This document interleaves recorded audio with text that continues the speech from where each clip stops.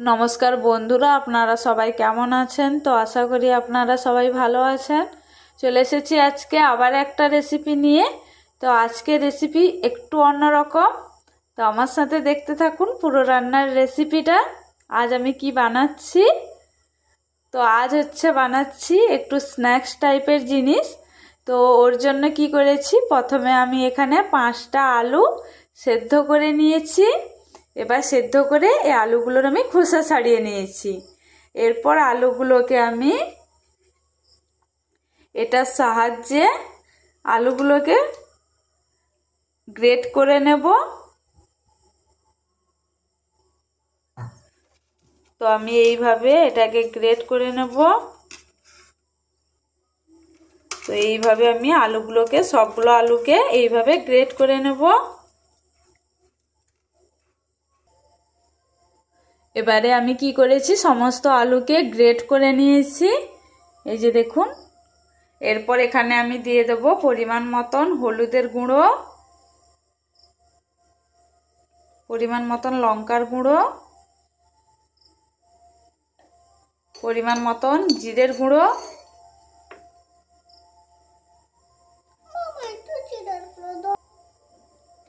তো এরপর এখানে দিয়ে দেব পরিমাণ মতন লবণ,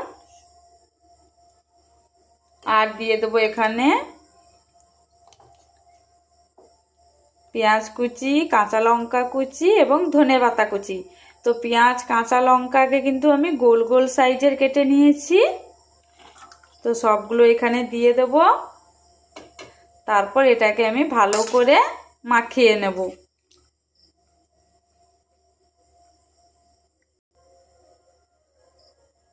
তো আলুগুলোকে আমি সুন্দর করে মাখিয়ে নিয়েছি।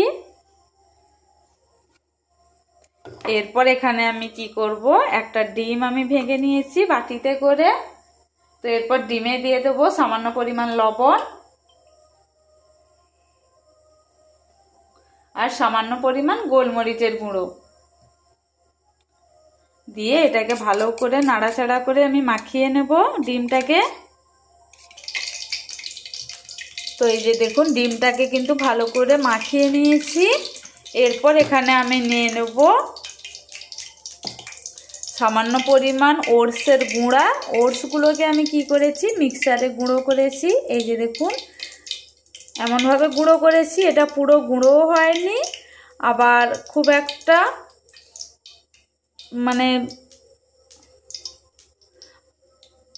একটা গোটাও থাকেনি। তো এইভাবে আমি ওটসের গুঁড়োটাকে গুঁড়ো করে নিয়েছি। ওটসগুলোকে এবার ওটসে দিয়ে দেবো সামান্য পরিমাণ লবণ। তো ওটসে দিয়ে দিয়েছি সামান্য পরিমাণ লবণ। এবার ওটসটাকে আমি ভালো করে লবণের সাথে মাখিয়ে নেব। এরপর আলুগুলোকে আমি একটা সাইজ করে,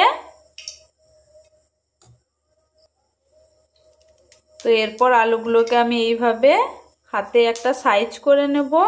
এটা আমরা চাইলে গোল গোলও করতে পারি, আবার একটু লম্বা করেও করতে পারি, যেটা আপনাদের সুবিধা হবে ওইভাবে করতে পারেন, যেটা দেখতে ভালো লাগবে। এইভাবে আমি সমস্ত আলুকে এই রকম সাইজের করে নেব। তো আলুগুলোকে এইভাবে সাইজের করে নিয়েছি। আপনারা চাইলে এগুলোকে গোল গোলও করতে পারেন।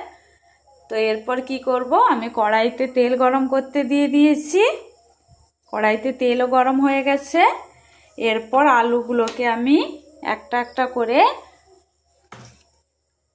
ডিমে ডুবিয়ে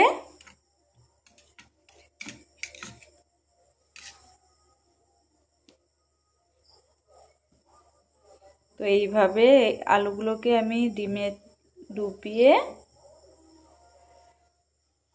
তারপর ওটসের গুঁড়ো ভালো করে মাখিয়ে নেব। এবারে আমি তেলে এটাকে দিয়ে দেব। তো এইভাবে আমি সমস্ত আলুগুলোকে ডিমে মাখিয়ে নিয়ে তারপর এতে ভালো করে ওটস মাখিয়ে নিয়ে আমি এটাকে তেলে ছেড়ে দেব।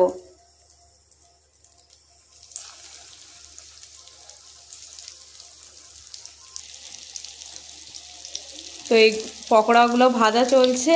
এরপর এগুলোর এক সাইড ভাজা হয়ে গেছে, আমি ধীরে ধীরে করে উল্টে দেব সমস্ত পকোড়াগুলোকে।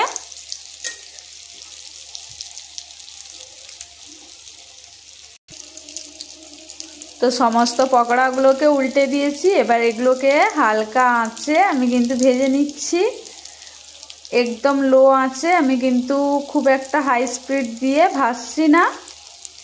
তো এইভাবে সমস্ত পকোড়াগুলোকে আমি ভেজে নেব। আপনারা চাইলে এটা বিস্কুটের গুঁড়ো দিয়েও ভাজতে পারেন, কিন্তু আমি ওটস দিয়ে ভাজলাম, কারণ ওটস আমাদের শরীরে খুবই উপকার।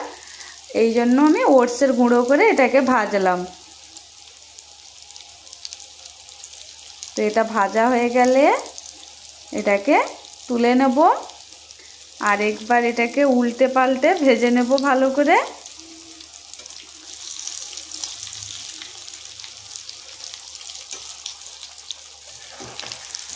সাবধানে নাড়াচাড়া করব যাতে এটা ভেঙে না যায়।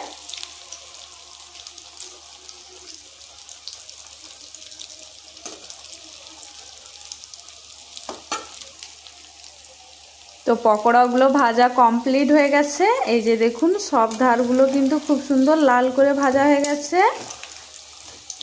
এরপর এগুলোকে আমি এখান থেকে তুলে নেব, আর সবগুলো পকোড়া এইভাবে আমি ভেজে নেব।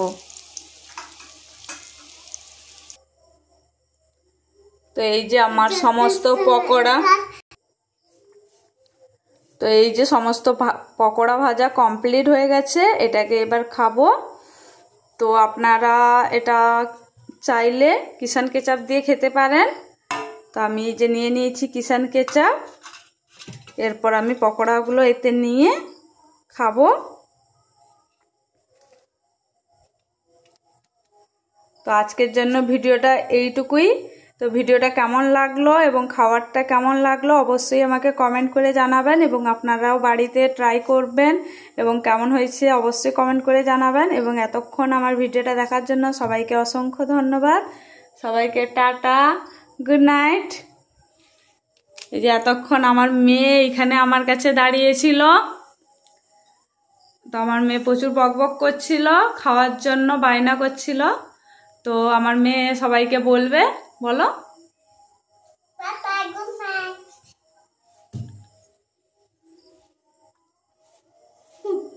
তো সবাইকে টাটা, গুড নাইট।